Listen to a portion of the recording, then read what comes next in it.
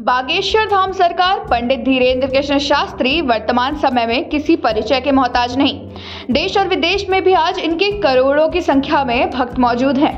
बागेश्वर धाम सरकार से विवाह की कामना लेकर MBBS की छात्रा शिवरंजनी तिवारी द्वारा गंगोत्री धाम से बागेश्वर धाम तक सर पर गंगा जल का कलश लेकर पदयात्रा शुरू की गई है। शनिवार को शिवरंजनी तिवारी चित्रकूट स्थित संतोषी अखाड़ा पहुंची, जहां चित्रकूट के साधु संतों के समक्ष भजनों का गायन करते हुए मनोकामना पूर्ति हेतु आशीर्वाद प्राप्त किया।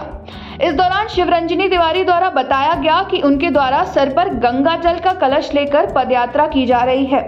लोगों द्वारा यह कहा जाता है कि मेरे द्वारा बागेश्वर धाम सरकार पंडित धीरेन्द्र कृष्ण शास्त्री जी से विवाह की कामना को लेकर यह पदयात्रा शुरू की गई है।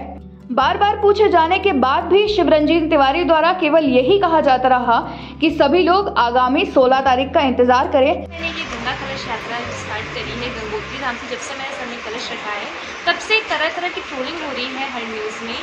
हर कोई कहता है कि मैंने ये कलश यात्रा इसलिए की है क्योंकि मैं मनचाहा वर पाने की कोशिश कर रही हूँ। कई लोग कह रहे हैं कि मैं अपने हाथों में फूलों की माला लेके जा रही हूँ, जो कि मैं पंडित धीरेन्द्र शास्त्री जी के गले में डालने वाली हूँ।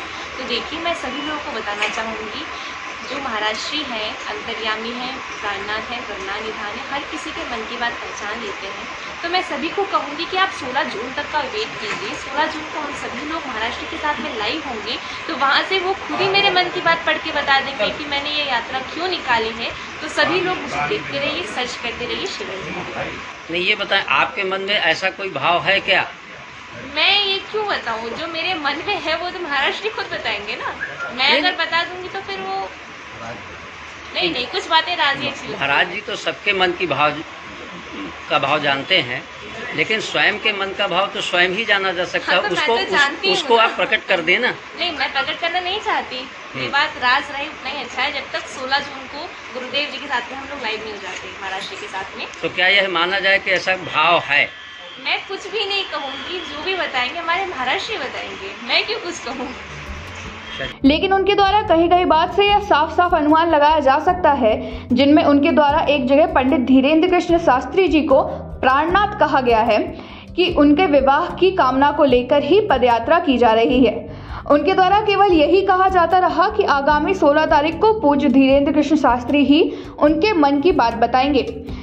इस बात पर संतोषी अखाड़े के महंत श्री रामजी दास महाराज से पूछने पर उन्होंने कहा कि विवाह संस्कार विधि का विधान होता है, लेकिन अगर इसी कामना को लेकर शिवरंजनी तिवारी द्वारा पदयात्रा की जा रही है तब फिर चित्रकूट के साधु संतों का पूर्ण आशीर्वाद है।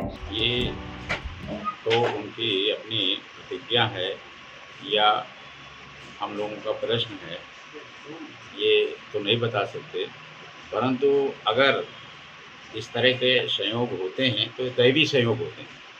ये चित्रकूट के संतों का आशीर्वाद तो है ही है, तो ये सब संयोग भी दैवी होते हैं।